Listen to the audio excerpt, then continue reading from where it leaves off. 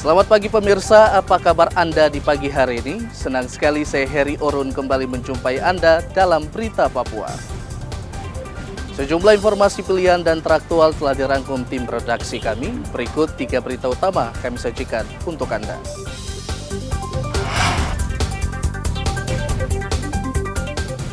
Pesawat karavan milik maskapai Smart Air tergelincir di Bandara Sinak, Kabupaten Puncak.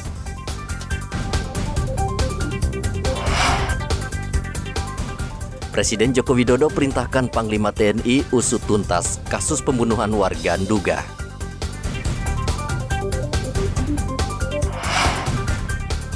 Isu kenaikan harga BBM, sopir angkot di Merauke serbu SPBU.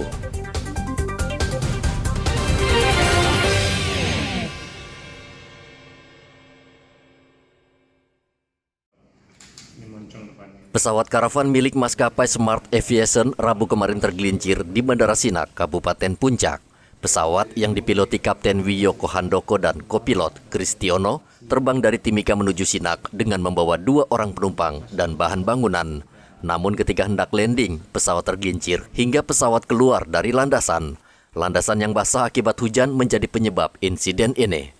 Tidak ada korban jiwa dalam insiden tersebut, namun keempat korban mengalami luka-luka dan langsung mendapat perawatan di Puskesmas Ilaga.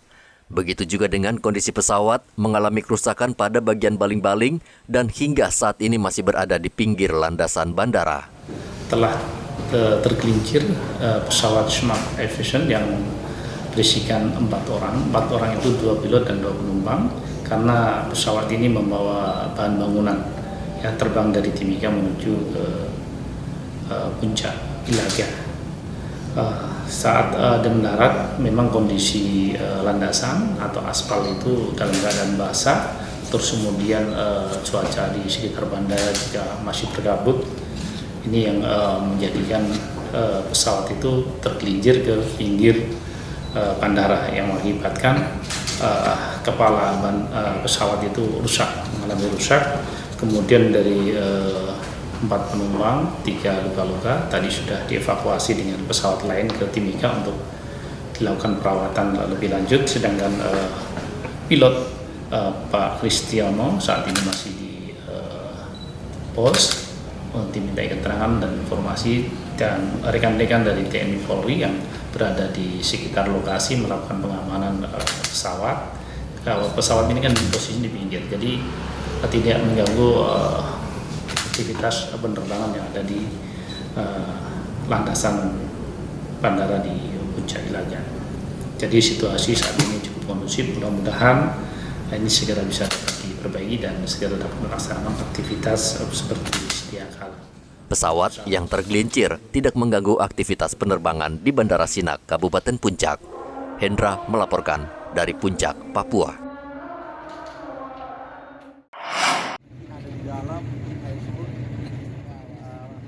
Tim SAR mengerahkan anggotanya untuk terus mencari satu lagi korban mutilasi yang diduga dibuang di Sungai Lokpon, Timika.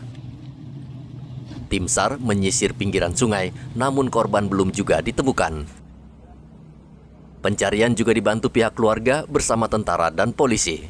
Untuk membantu proses pencarian, tim SAR menggunakan underwater searching scan device atau alat pendeteksi objek di dalam air. Sesuai dengan SOP prosedur ya pencarian, kalau dilihat dari mulai terjadinya insiden dari tanggal 22, asumsi kami objek ini yang dicari sudah muncul ke permukaan ya, dan bahkan sudah keluar jauh. Tetapi kita harus mempelajari juga ya terkait dengan arus pasang surut. Sebelumnya sudah ditemukan juga oleh masyarakat dan sudah bersinergi dengan kepolisian. Nah, itu sudah membantu, ada 3 objek yang ditemukan, tinggal mencari yang sisanya 3 objek. Pola pencarian kita tetap menyusuri kiri kanan, kami juga melengkapi peralatan underwater search device. Ini yang kita gunakan untuk mendeteksi objek bawah air. 3 korban yang sudah ditemukan dalam kondisi terpotong. Presiden Joko Widodo kepada wartawan di halaman Gor Toware, Jayapura menyinggung soal kasus mutilasi 4 warga Nduga di Mimika 22 Agustus lalu. Presiden memerintahkan Panglima TNI untuk mengusut tuntas kasus itu dan memproses hukum seluruh pelaku, termasuk tentara yang terlibat. Saya telah perintahkan kepada Panglima TNI untuk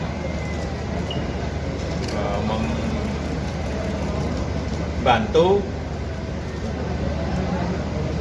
proses hukum yang juga telah dilakukan oleh kepolisian, tapi di backup oleh TNI, sehingga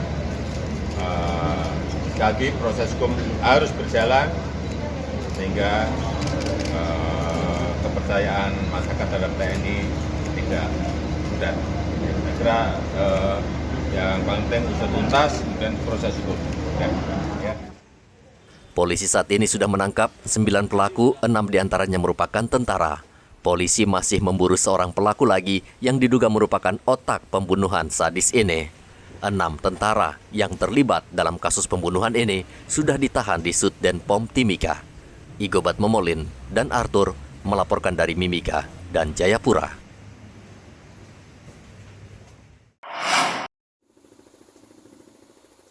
Satuan Polair Polres Merauke meningkatkan pengawasan dan kontrol terhadap kapal nelayan agar tidak memasuki perairan Papua Nugini dan Australia. Polisi juga menghimbau nelayan melengkapi kapal dengan peralatan navigasi sesuai standar prosedur operasi sehingga dengan mudah mendeteksi bila kapalnya memasuki perairan negara lain. Kami dari Satpol Air Polres Merauke selalu menghimbau kepada teman-teman nelayan ketika mau berlayar untuk selalu memperhatikan SOP kapal, yaitu seperti kelengkapan navigasi, alat-alat pemadam kebakaran, kemudian jumlah-jumlah dari ABK-nya. Memang dari beberapa temuan-temuan kita, masih ada beberapa kapal yang tidak memiliki navigasi. Namun tetap kita terus menghimbau agar mereka terus memenuhi SOP kapal ketika mau berlayar. Namun namanya masyarakat mungkin masih menganggap itu hal yang sepele, tetapi itu juga bisa berakibat fatal kepada nelayan-nelayan kita. Kapal nelayan asal Merauke kerap kali memasuki wilayah perairan Papua Nugini dan Australia karena ketidaktahuan para nelayan akibat peralatan kapal yang tidak memadai. 2 kapal nelayan asal Merauke hingga saat ini masih ditahan tentara Papua Nugini karena tertangkap memasuki wilayah Papua Nugini. Kasat Polairut Polres Merauke mengatakan pemerintah Republik Indonesia sudah berkoordinasi dengan Kedubes RI di Papua Nugini dan memastikan seluruh ABK kapal yang ditangkap dalam keadaan selamat.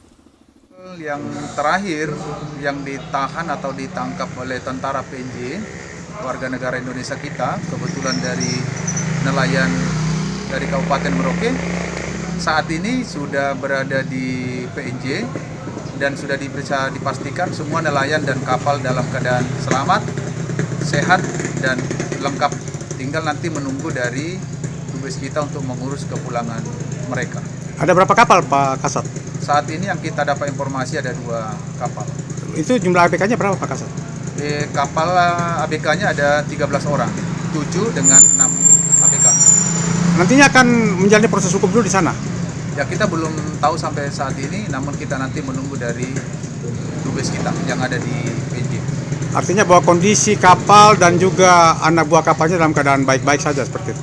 Betul, betul sekali. Jadi semua ABK dan kapal dalam keadaan baik, sehat dan lengkap, dan mereka sudah berkomunikasi dengan keluarga yang ada di Kabupaten Merauke. 13 ABK yang saat ini ditahan di Papua Nugini saat ini sudah bisa berkomunikasi dengan keluarga. Diharapkan pemerintah RI mengambil langkah diplomasi untuk memulangkan mereka ke tanah air. Muhammad Ridwan melaporkan dari Merauke, Papua.